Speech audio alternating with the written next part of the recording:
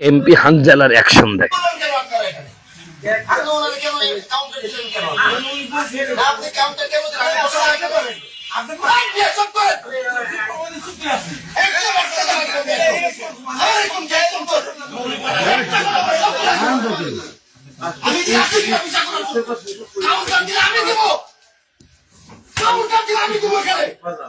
আমি অসুবিধা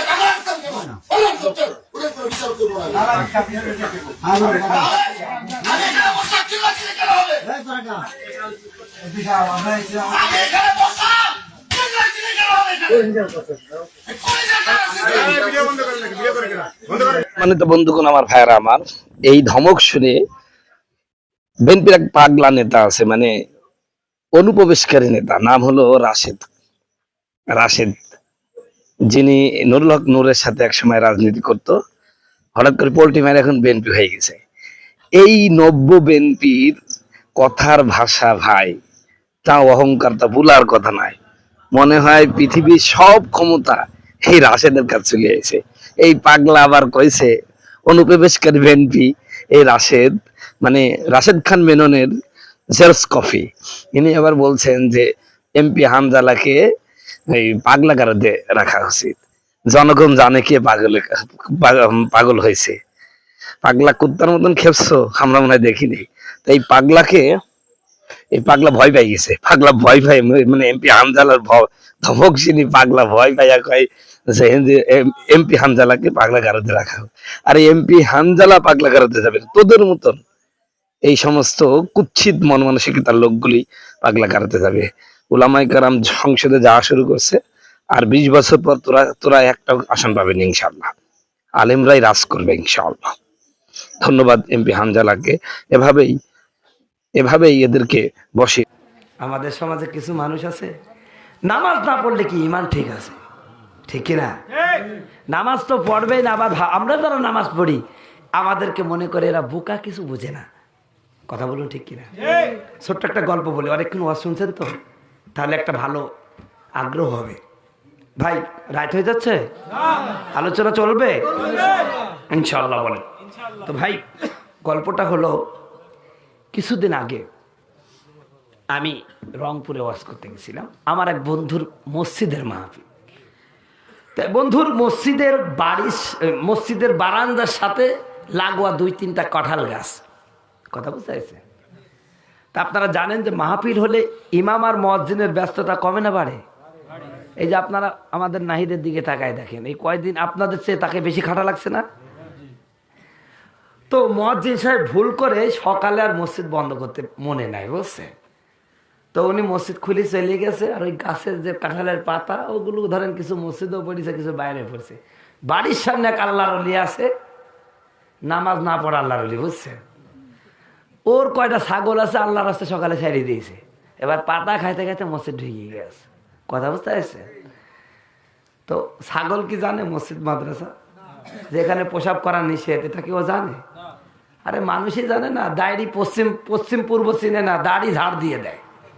কথা বলছেন? এটা আপনাদের এখানে তার আগে ঢুকতে কোন জায়গায় দেখলাম, হ্যাঁ, এই সুদা একটা লোক পশ্চিম দিকে দাঁড়ায় প্রসাব করছে। আমার প্রাইভেট না হলে মোটরসাইকেল হলে থামতাম। আমি এই সব মাল যেখানেই দেখি সেখানে সাইজ করে দিই। তো মোটরসাইকেল হলে আমি থামতাম। আমি বলতো, ভাই তুই মুসলমান না অন্য কিছু? তুই পশ্চিম দিকে দাঁড়ায় প্রসাব করতেছি। পূর্ব পশ্চিমে মুসলমান নরনারীর জন্য প্রসাব পায়খানা করা কি জোরে বলেন? হারাম। তো দাঁড়ায় প্রসাব করে, তাই না? তো মানুষই জানছে না, তো আবার ছাগল জানে কি করে? তো ছাগল ওই মসজিদের মধ্যে প্রসাব পায়খানা করেছে। জোহরের সময় মুয়াজ্জিন আসি দেখতো মসজিদের অবস্থা খারাপ। এই কাজ ছাগল রে! এইবার ওই লোকের ঘুম ভাঙছে, বুঝছে? শালা আমি তো নামাজ পড়িনি, আবার আমার ছাগলই তো তারা কাজ ছাগল যাবে। তখন ও চোখ চুল কাছার বলছে, হুজুর হুজুর কিছু মনে করেন না, বেয়াদবি মাফ করবেন। ও ছাগলও তো বুঝে না মসজিদে আসছে।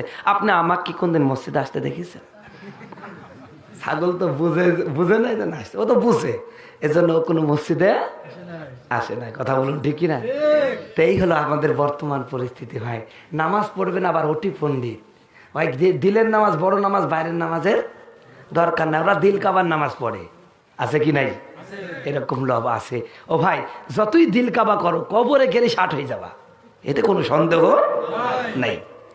তো বলতেছিলাম বন্ধুগণ আমার ভাইরা আমার, তো আজকে যারা আমরা দরিদ্রতার অজুহাত দিয়ে নামাজ পড়িনি, আমার আপনার বিরুদ্ধে যদি তলহাকে এবং তলহার স্ত্রীকে, যে বোনেরা নামাজ পড়ে, যে মায়েরা নামাজ পড়ে না, ওনার বিরুদ্ধে যদি তলহার বউকে দাঁড় করায় দেয়, বলেন বাঁচার উপায় আছে? আরো জোরে বলেন, নাই। সুতরাং নামাজ পড়ার দরকার আছে কি নাই? আরো জোরে বলেন, আছে কি? আছে। তা আল্লাহ কবুল করে জোরে বলেন আমিন। তাই ভূমিকা অনেক বড় হয়ে গেল। আমি খুতবার মাঝে ছোট্ট একটা সূরা পড়েছি, সূরাটার নাম হলো সূরাতুল আসর। ভাই তাফসীর শুরু করব, শেষ করে যাবেন তো? কারা কারা যাবেন না একটু হাত তুলে দেখেন তো। সবাই যাবে, মানে এনারা যাবেন না, আগেই যাবেন নাকি? ভাই আমার চাই বড় বক্তা আছে কিন্তু, মিস্টার ওই যে তবারক আলী, উনি আছেন, সমস্যা নাই। অতএব তবারক না নিয়ে কেউ যাব না। কেবল বাজে 10:30, 10:40, সমস্যা হবে না তো?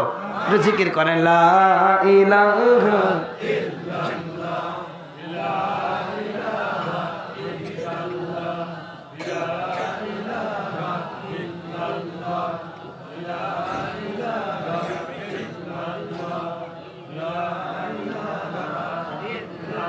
চোখের পলকে তুমি হতে পারো নাশ, বন্ধ হবে চিরদিনই তোমারই নিঃশ্বাস।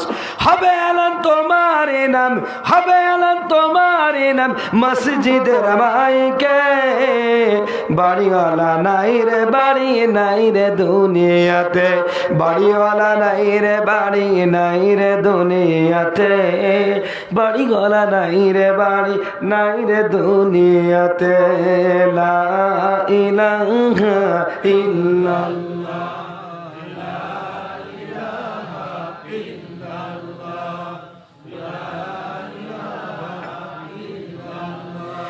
লা ইলাহা ইল্লাল্লাহু মুহাম্মাদুর রাসূলুল্লাহ। ভাই সব আমার, আপনারা আমার এলাকার মানুষ, এজন্য আমার ভাইয়ারা এমন একটা সূরা পড়েছি। পবিত্র কোরআনুল কারিমে 114টা সূরা আছে, তার মধ্যে 3টা সূরা খুবই ছোট, খুবই ছোট। তার মধ্যে 3 নাম্বার ছোট সূরা, 1 নাম্বার ছোট সূরা হলো সূরাতুল কাউসার, 2 নাম্বার ছোট সূরা হলো সূরাতুল ইখলাস, 3 নাম্বার ছোট সূরা হলো সূরাতুল আসর। একটা বিশাল মিরাক্কেল হলো এই 3টা সূরার আয়াত হলো সমান 3 আয়াত। কয় আয়াত? সূরা আসরের কয় আয়াত? সূরা কাউসারের কয় আয়াত? সূরা ইখলাসের, মানে এর একে 3 নাম্বার বললাম কি জন্য বলেন? মানে এই সূরা কাউসার আর সূরা ইখলাসের চাই অক্ষর কিছুটা বেশি আছে। কি বেশি আছে?